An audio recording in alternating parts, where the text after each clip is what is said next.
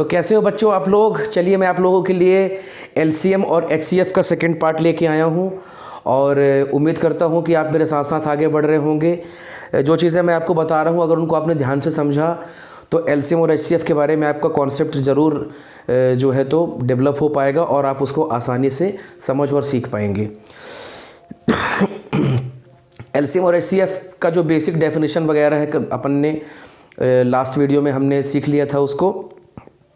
तो आइए चलते हैं एलसीएम और एचसीएफ के।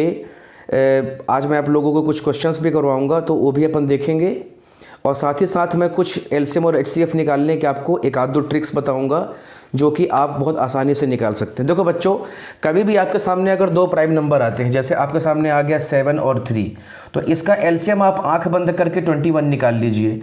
एकदम आसान बात है, कोई इसमें घबराने की बात नहीं है। अगर 7 और 3, जैसे मान लीजिए आपके सामने एक फ्रैक्शन है 1/2 और एक फ्रैक्शन है आपके सामने 1/7 और आपको ज़रूरत है इनका एलसीएम निकालने की, 2 और 7 का एलसीएम निकालने की ज़रूरत है आपको। तो आपको कुछ नहीं करना है, बस आपको इनका 2 और 7 का मल्टीप्लाई कर देना है। 2 × 7 ये हो जाएगा आपका 14, यही इसका एलसीएम होगा। इसका मतलब ये हुआ बच्चों कि अगर आपके पास दो प्राइम नंबर्स हैं तो उन प्राइम नंबर्स का एलसीएम निकालने के लिए आपको क्या करना पड़ेगा, बस आपको उनका मल्टीप्लिकेशन करना है और कुछ नहीं करना है। और ये इसका रीज़न भी बहुत आसान है कि इनके कॉमन मल्टीपल्स नहीं निकल पाएंगे। आप कितने भी आगे, कल मैंने आपको समझाया था, इसका बेसिक समझाया था कि मल्टीपल्स जो हो आगे जा कर के किसी भी नंबर के जो सेम मल्टीपल्स होते हैं वहीं आपके एलसीएम होते हैं। आप देखिए 2 और 7 दोनों प्राइम नंबर है। प्राइम नंबर आई होप कि आपको पता होगा, प्राइम नंबर ऐसे नंबर होते हैं बच्चों जिसका केवल 2 ही फैक्टर होता है, वो खुद नंबर होता है और 1 उसका फैक्टर होता है। जैसे 2 एक प्राइम नंबर है तो 2 के फैक्टर्स क्या होंगे आपको पता है, इसका फैक्टर 1 होगा और इसका फैक्टर 2 होगा। जैसे 7 प्राइम नंबर तो इसका फैक्टर 1 होगा और इसका फैक्टर 7 होगा। तो ये आपके प्राइम नंबर्स होते हैं जिनके सिर्फ 2 फैक्टर होते हैं, उनको अपन प्राइम नंबर बोलते हैं। तो जब भी आपके सामने कभी ऐसा क्वेश्चन आए जिसमें आपको प्राइम नंबर 2 प्राइम नंबर है उनके आपको एलसीएम निकालने हैं, तो आपको कुछ नहीं करना है, बस आप उसको सिंपली मल्टीप्लाई कर देंगे। जैसे 13 का और आपके सामने 3 का आपको एलसीएम निकालना है। 13 और 3 का आपको एलसीएम फाइंड करना है। तो आप क्या करोगे बच्चों, आप कुछ नहीं करोगे, 13 × 3 कर दोगे, 39, यही इसका एलसीएम होगा। क्या ये बात आप लोगों को क्लियर हो रही है? तो जब भी आपके सामने ऐसा नंबर आएगा जो कि प्राइम नंबर होगा तो उसका एलसीएम आप डायरेक्ट उसको मल्टीप्लाई करके निकाल सकते हैं। उसमें बिल्कुल घबराने की ज़रूरत नहीं है और बिल्कुल टेंशन लेने की बात नहीं है। ये तो हो गया पहला कॉन्सेप्ट, ठीक है। तो पहला कॉन्सेप्ट आई होप आप लोग को समझ में आ गया होगा। चलिए बच्चों अपन दूसरे कॉन्सेप्ट की तरफ बढ़ते हैं। दूसरा कॉन्सेप्ट एलसीएम निकालने का मैं आपको समझा देता हूं। जैसे मान लीजिए कि आपके सामने 1/2 लिखा हुआ है और प्लस आपको करना है 1/10। तो आपको इस क्वेश्चन को सॉल्व करने के लिए, हालांकि ये क्वेश्चन भी सॉल्व करने का ट्रिक मैं आपको समझाऊंगा, ट्रिक नहीं, इस क्वेश्चन को मेथड क्या होगी इसको सॉल्व करने की वो भी मैं आपको समझाऊंगा। लेकिन फिलहाल मैं आपको ये समझाना चाह रहा हूँ कि इन क्वेश्चंस को सॉल्व करने के लिए आपको 2 का और 10 का एलसीएम निकालना पड़ेगा। 2 का और 10 का एलसीएम आप जब निकालोगे तो आप देखो 2 और 10 ये दोनों जो नंबर हैं, आप देखो 2 के टेबल में आपका कहीं ना कहीं जाकर के 10 आएगा, 2 5 जा 10 आएगा आपका। तो ऐसे अगर ऐसे 2 नंबर आपके सामने हैं जो कि उनमें से एक नंबर किसी नंबर का मल्टीपल है, जैसे 2 का मल्टीपल 10 है, या आप देखो 3 का मल्टीपल आगे जाओगे आप कहीं ना कहीं तो आपको जाकर के 52 मिल जाएगा। बात समझ में आ रही है बच्चों? 52 नहीं मिलेगा, सॉरी, आपको आगे जाकर के कहीं ना कहीं 51 मिल जाएगा। जैसे 4 का मल्टीपल है, 4 का टेबल आप पढ़ोगे तो कहीं ना कहीं जाकर के आपको 60 मिल जाएगा। आप 120 का टेबल पढ़ोगे तो कहीं ना कहीं जाकर के आपको 360 मिल जाएगा। आप जो है 7 का जब टेबल पढ़ोगे तो कहीं ना कहीं जाकर के आपको 343 मिल जाएगा। तो जब भी आपके सामने ऐसे कोई भी दो नंबर हों जो कि जिसमें से एक नंबर दूसरे नंबर के टेबल में आता हो, जैसे 2 के टेबल में 10 आएगा, 3 के टेबल में 51 आएगा, 4 के टेबल में 60 आएगा, 120 के टेबल में 360 आएगा, 7 के टेबल में 343 आएगा।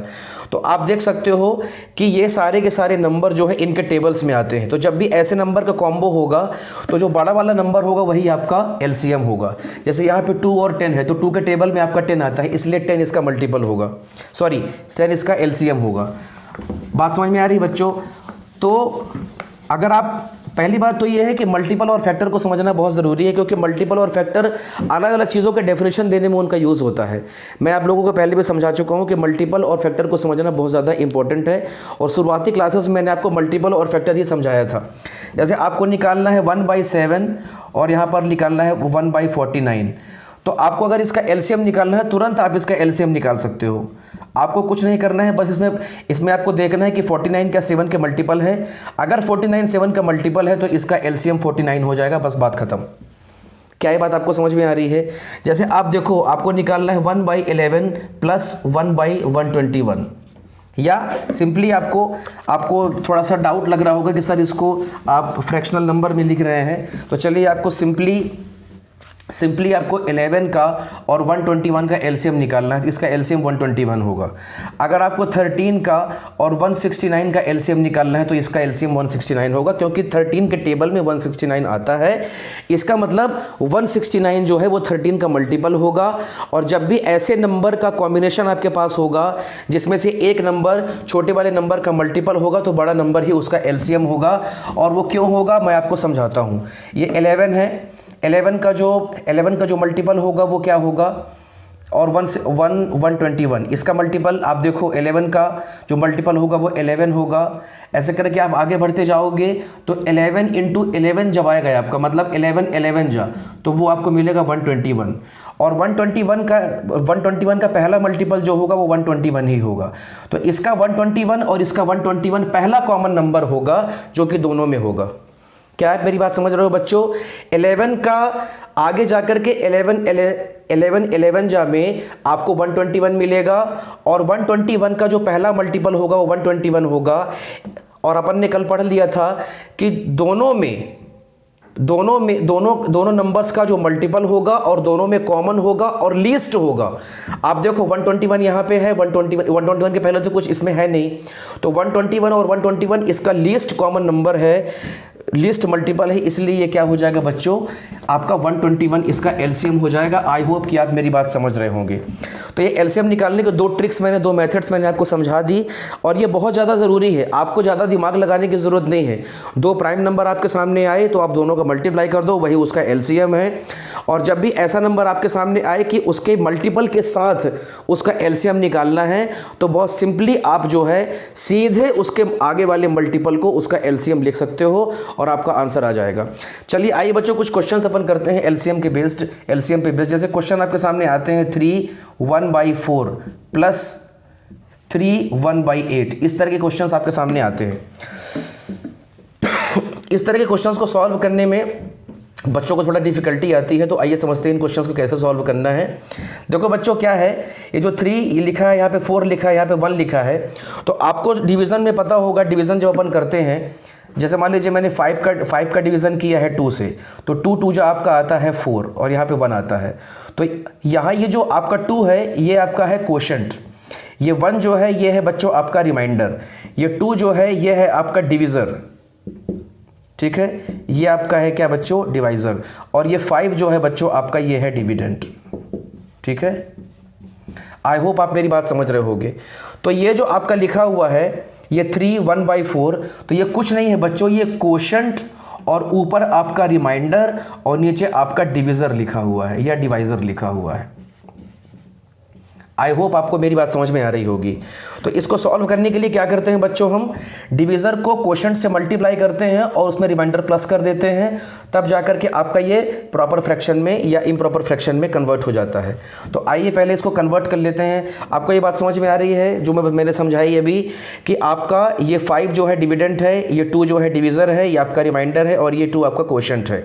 तो क्वोशंट को आप डिवीज़र से मल्टीप्लाई करोगे और रिमाइंडर को उसमें प्लस करोगे, तब आपको उसका डिविडेंड मिल जाएगा। हम ये क्यों कर रहे हैं उसका भी रीज़न है, तो उसके रीज़न को भी आप बहुत आसानी से समझ सकते हो, कोई बहुत डिफ़िकल्ट बात नहीं है। आपको पता है कि ये 5 जो है इसको पूरे तरीके से जब हमने डिवाइड किया है तब जाकर के हमको इसका क्वोशंट 2 मिला है और इसका रिमाइंडर 1 मिला है, ठीक है। तो इसका भी निकालने का फॉर्मूला है, मैं आपको कभी समझाऊंगा, अभी तो हम केवल इसको थोड़ा एक्सप्लेन कर रहे थे बस। अभी आप देखिए हमको क्या करना पड़ेगा, हमको 3 से 4 को मल्टीप्लाई करना पड़ेगा, और उसके बाद ये जो ऊपर लिखा हुआ है उसको इसमें प्लस करना पड़ेगा और नीचे आपका 4 आ जाएगा। तो ये आपका 4 3 12 प्लस 1 ये हो जाएगा 13 डिवाइडेड बाई 4। तो हमने इस वाले फॉर्मेट से इसको इस वाले फॉर्मेट में बना लिया। इसको अपन बोलते हैं बच्चों मिक्स फ्रैक्शन, आपको पता ही होगा, और इसको अपन बोलते हैं प्रॉपर इम्प्रॉपर फ्रैक्शन, ये भी आपको पता ही होगा। तो आइए बच्चों अब इसको भी अपन चेंज कर लेते हैं। देखिए इसको मैं इरेज कर देता हूँ और ये आपका 8 3 जा 24। आप देखिए प्लस 8 को 3 से मल्टीप्लाई पहले करना पड़ेगा, तो मैंने 8 को 3 से मल्टीप्लाई कर लिया। इसमें फिर 1 को प्लस करना पड़ेगा और उसके बाद डिनोमिनेटर में आपका 8 आ जाएगा। तो 8 3 जा 24, 24 प्लस 1 आपका 25 हो जाएगा। तो 25 डिवाइडेड बाई 8 आ गया। मैं इसको एरेज कर रहा हूँ, इसको यहाँ पे लिखना पड़ेगा जिससे कि हमारा जगह बच जाए। तो 8 3 जा 24 प्लस 1 डिवाइड बाई 8, तो यहाँ पे क्या आ गया बच्चों 13 divided by 4 plus 25 divided by 8, ये आपके सामने नंबर आ गया। अब आपको क्या करना है बच्चों, मैंने आपको थोड़े समय पहले बताया था कि जब 4 के टेबल में 8 आएगा, मतलब 8 जो है 4 का मल्टीपल है, तो आपको कुछ भी करने की ज़रूरत नहीं है, बस आप इसका एलसीएम ले लो। आप इसका एलसीएम ले लीजिए 8, ठीक है। 8 जो आया है आपको, एक बार 8 को आपको 4 से डिवाइड करना पड़ेगा और आपको एक बार 8 को 8 से डिवाइड करना पड़ेगा। ये आपका 2 आ जाएगा, ये आपका 1 आ जाएगा। ये जो 2 आया है आपका, इस 2 को आपको इसके ऊपर नीचे मल्टीप्लाई करना है और इस 1 को आपको इसके ऊपर नीचे मल्टीप्लाई करना है। तो अगला स्टेप इसमें क्या होगा बेटा, 13 डिवाइडेड बाई 4 को आप मल्टीप्लाई करोगे किससे, 2 से, और 4 को भी आप 2 से मल्टीप्लाई करोगे, ये आपका हो जाएगा 26 डिवाइडेड बाई 8, ठीक है। फिर अपन को क्या करना पड़ेगा, 25 डिवाइडेड बाई 8 यहाँ पे लिखा हुआ है, 25 डिवाइड बाई 8 लिखा है। आप इसमें 1 का मल्टीप्लाई ऊपर भी करोगे और नीचे भी करोगे, ये आपको मिल जाएगा बच्चों 25 डिवाइडेड बाई 1, 25 डिवाइडेड बाई 8 आपको मिल जाएगा। आई होप आपको मेरी बात समझ में आ रही होगी। ये पूरी की पूरी प्रोसेस हमने क्यों की है बच्चों, क्योंकि हमको डिनोमिनेटर को सेम करना था। और हमने डिनोमिनेटर को सेम क्यों किया है बच्चों, क्योंकि आप अगर डिनोमिनेटर को सेम कर लेते हो तो आप उसके न्यूमरेटर्स को डायरेक्टली ऐड कर सकते हो। क्या ये बात आपको समझ में आ रही है? ये पूरी की पूरी प्रोसीजर हमने फॉलो की है, क्यों? क्योंकि हम इसके डिनोमिनेटर्स को सेम कर सकें। जैसे ही डिनोमिनेटर सेम हुआ वैसे ही आपकी आंखों की बत्ती जल जानी चाहिए और आपको मज़ा आ जाना चाहिए, क्योंकि जब डिनोमिनेटर सेम हो जाता है तो आप उसके न्यूमरेटर को डायरेक्टली ऐड कर सकते हैं। तो कोई प्रॉब्लम वाली बात नहीं है। आप देखिए 26 डिवाइडेड बाई 8 आप इसको लिखोगे और इसको आप लिखोगे बच्चों 25 डिवाइडेड बाई 8, आप इसको सीधे ऐड कर दीजिए, ये आपका हो जाएगा 51 डिवाइडेड बाई 8 और यही आपका आंसर है। आप 51 को 8 से डिवाइड करोगे तो आप इसका आंसर मिक्स फ्रैक्शन में भी ला सकते हो, जो कि बहुत इजी प्रोसेस है, आप बहुत आसानी से कर सकते हो इस काम को। तो आई होप आपको ये क्वेश्चन समझ में आया होगा। ऐसे बहुत सारे क्वेश्चन आप कर सकते हो, ठीक है। क्लास 6 से चालू होते हैं इस तरह के क्वेश्चंस और क्लास 7th में जाकर के ये क्वेश्चन थोड़ा एडवांस लेवल के हो जाते हैं। एडवांस लेवल कहने के मतलब इसमें माइनस भी आ जाते हैं। जैसे आपके पास 3 1/4 लिखा हुआ है, फिर यहाँ पे लिखा है -4 1/12 और यहाँ पे लिखा हुआ है +5 1/3। ऐसे क्वेश्चंस आपके सामने आते हैं। तो क्या करना है बच्चों आप लोगों को, 4 3 जा 12 + 1 13, 13 डिवाइडेड बाई 4, 12 4 जा 48 + 1 49, -49 divided by 12, and then you will have to write 5 × 3 15, 15 + 1 16, 16 divided by 3. In this way you have to write. Then you can find LCM of these numbers 4, 12 and 3. You surely the LCM will be 12. You can find it also. You see 4, 12 and 3. First of all I will cut it with 2, then you will get 2 here, then 6 and then 3, then you will cut it by 2, then 1 and then 3 and then 3, and then again you will cut it with 3, 1 1 1 will come, 3 2 ja 6, 6 2 ja 12. So I have already explained you that these numbers are the, see, this 4 comes in 12 table, this 3 also comes in 12 table, so 12 will be the LCM. तो हमारा LCM क्या आ गया बच्चों, 12 हमारा LCM आ गया, LCM हमारा 12 आ गया। अब आपको क्या करना है, कुछ नहीं करना है। 12 को एक बार 4 से, फिर 12 को एक बार 12 से, फिर 12 को एक बार 3 से आप डिवाइड करोगे। यहाँ पे आपको 3 मिल जाएगा, यहाँ पे आपको 1 मिल जाएगा, यहाँ पे आपको 4 मिल जाएगा। इस 3 का आप 13/4 में ऊपर नीचे मल्टीप्लाई कर दोगे, तो 13 डिवाइडेड बाई 4 इनटू आपका हो जाएगा बच्चों 3 × 3 यहाँ पे आ जाएगा। उसके बाद आपका 49 डिवाइडेड बाई 12 है। आपको कुछ नहीं करना है, आपको 1 ऊपर नीचे मल्टीप्लाई करना है, 1 यहाँ भी मल्टीप्लाई करना है। फिर तीसरा फ्रैक्शन आपका 16 डिवाइडेड बाई 3 है। इसमें आपको ऊपर भी 4 का मल्टीप्लाई करना है, नीचे भी 4 का मल्टीप्लाई करना है। यहाँ पे आपको 39 डिवाइडेड बाई 12 मिल जाएगा बच्चों। यहाँ पे 49 डिवाइडेड बाई 12 मिल जाएगा बच्चों। और यहाँ पे आपको 64 डिवाइडेड बाई 12 मिल जाएगा। आई होप आपको ये बात समझ में आ रही होगी। ये कितना आसान प्रोसेस है। देखो आपको क्या करना है, पहले एलसीएम निकालना है। एलसीएम निकालने के बाद आपको जो है इनके बारी बारी से इनके डिनोमिनेटर्स को एलसीएम के साथ डिवाइड करना है। जो नंबर आए उसको रेस्पेक्टिव फ्रैक्शन में आपको मल्टीप्लाई करते जाना है। आपका डिनोमिनेटर सेम हो जाएगा। जैसे ही डिनोमिनेटर सेम होगा आपकी आंखों की बत्ती जल जानी चाहिए और आपके दिमाग की बत्ती भी जल जानी चाहिए, क्योंकि आपको पता है कि डिनोमिनेटर सेम हुआ नहीं कि हम डायरेक्ट डिनोमिनेटर्स को सॉल्व कर सकते हैं। तो इसके बाद का स्टेप क्या होगा बच्चों? इसके बाद का स्टेप क्या मैं सिर्फ इतना लिख करके इसको इरेज कर सकता हूँ? क्या मैं इसको इतना लिख करके इरेज कर सकता हूँ? 39 डिवाइडेड बाई 12, उसके बाद माइनस हो जाएगा आपका 49 डिवाइडेड बाई 12 प्लस आपका ये हो जाएगा बच्चों 64 डिवाइडेड बाई 12। अब आप इसको आसानी से, बहुत आसानी से सॉल्व कर सकते हो। सिंपल तरीका हो गया एकदम। आप देखिए बच्चों 64 प्लस 39 आप करोगे, 9 4 आपका हो गया 13 3, ठीक है, कैरी 1 6 3, 9 + 1 103 डिवाइडेड बाई 12 हो गया। और आपको इसको माइनस करना है 49 डिवाइडेड बाई 12। कुछ बच्चों को यहाँ भी तकलीफ हो रही हो कि मैं टीचर हूँ खुद, इसलिए मैं बच्चों की तकलीफ को समझता हूँ कि कुछ बच्चों को तकलीफ आ रही होगी कि सर आपने इसको यहाँ से कैसे सॉल्व कर दिया, समझ में नहीं आ रहा है। कुछ नहीं करना है बच्चों, जो प्लस प्लस वाले रहते हैं पहले आप उनको सॉल्व कर लो और माइनस माइनस वालों को सबको आप एक साथ सॉल्व कर लो। और उसके बाद जो पूरा आपका आता है लास्ट में, that can be further solved in this way. So आप 103 में आप 49 को आप सब्ट्रैक्ट करोगे तो मेरे हिसाब से यहाँ पे आपका 54 आ जाएगा। 54 डिवाइडेड बाई 12। आप चाहो तो इसको सिंप्लीफाई कर सकते हो, ये आपका हो जाएगा 27 और ये आपका हो जाएगा 6। फर्दर आप इसको सॉल्व कर सकते हो। 3 से आपका हो जाएगा 9 टाइम्स और 3 से जाएगा 2 टाइम्स। तो इस तरीके से इसका पूरा आंसर आपके सामने ये निकल करके आ गया। तो आप देखिए फ्रैक्शन को आप कितने आसानी से सॉल्व कर सकते हो। एलसीएम का जो बेसिक नॉलेज है उसको लेने के बाद, आइए देखो बच्चों मैं आप लोग को एक और ट्रिक समझाता हूँ, एक और मेथड समझाता हूँ इसको सॉल्व करने का। ये क्वेश्चन आप लोग चाहें तो लिख भी सकते हैं, कुछ क्वेश्चंस मैं आपको दूंगा उसको आप प्रैक्टिस भी कर सकते हो। मैं आप लोगों को जो समझाने जा रहा हूँ बच्चों वो नेक्स्ट थोड़ा सा एक और तरीका है इसको सॉल्व करने का। जैसे आपके सामने लिखा हुआ है 1 डिवाइडेड बाई 12 प्लस आपके सामने लिखा हुआ है 1 डिवाइडेड बाई 3, ठीक है। तो आप क्या करोगे, आप एक और तरीका है इसको सॉल्व करने का। आप 1 डिवाइडेड बाई 12 में ऊपर नीचे 3 का मल्टीप्लाई कर दो और प्लस 1 डिवाइडेड बाई 3 में ऊपर नीचे 12 का मल्टीप्लाई कर दो। 12 का मल्टीप्लाई, इस 12 का मल्टीप्लाई आप जो है यहाँ पे और यहाँ पे कर रहे हो और इस 3 का मल्टीप्लाई आप यहाँ पे और यहाँ पे कर रहे हो। क्या ये बात आपको समझ में आ रही है बच्चों?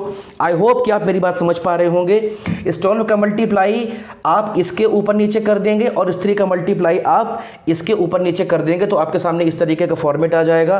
फिर आप इसको डायरेक्टली लिख देंगे 3 डिवाइडेड बाई 36 प्लस ये आपका हो जाएगा बच्चों 12 डिवाइडेड बाई 36, जो कि आप लोगों का हो जाएगा 15 डिवाइडेड बाई 36। आप चाहो तो इसको सिंप्लीफाई भी कर सकते हो, इसका सिंपलेस्ट फॉर्म में भी ला सकते हो। 3 से आप 15 को डिवाइड करोगे तो ये हो जाएगा 5 और इसको आप डिवाइड करोगे तो ये हो जाएगा 12। यही आपका आंसर है। आई होप आपको मेरी बात समझ में आ रही होगी बच्चों। ये बहुत आसान तरीका है, इस तरीके से भी आप क्वेश्चन को सॉल्व कर सकते हो। देखो बच्चों मैथमेटिक्स में कोई हार्ड एंड फास्ट रूल नहीं होता है।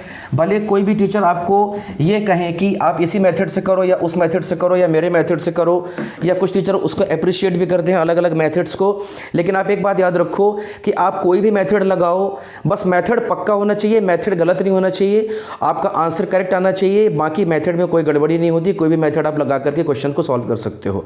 जैसे एलजेब्रा है तो एलजेब्रा में एक ही क्वेश्चन में 10 तरीके के मेथड्स लग सकते हैं। तो एलजेब्रा भी मैं आप लोगों के लिए लाऊंगा, मैं उसको समझाऊंगा कि कैसे कैसे आप कर सकते हो उसमें। तो मैथमेटिक्स में काफ़ी कुछ सीखने के लिए होता है। आप जो है तो थोड़ा एक्सप्लोर करें, मैथमेटिक्स में थोड़ा सा एक्सप्लोर करने की कोशिश करें, मैथमेटिक्स में अलग अलग मेथड्स को सीखने की कोशिश करें, तब आप देखेंगे कि मैथमेटिक्स में कितना मज़ा आता है, कितना मज़ेदार टॉपिक है। तो एलसीएम और एचसीएफ की ये वाली क्लास आप लोगों ने इससे हेल्प ली होगी, आप लोगों को इससे मदद मिली होगी, मैं ऐसी उम्मीद करता हूँ। और बहुत जल्द मैं आप लोगों के लिए क्लास 9th की फ़िज़िक्स और क्लास 10th की फ़िज़िक्स और उसके साथ साथ अलग अलग क्लासेस की अलग अलग सेक्शंस की मैं पढ़ाई लेके आऊँगा। उम्मीद करता हूँ कि आप लोग यूँ ही मेरे साथ बने रहेंगे। थैंक यू सो मच बच्चों, थैंक्स अ लॉट।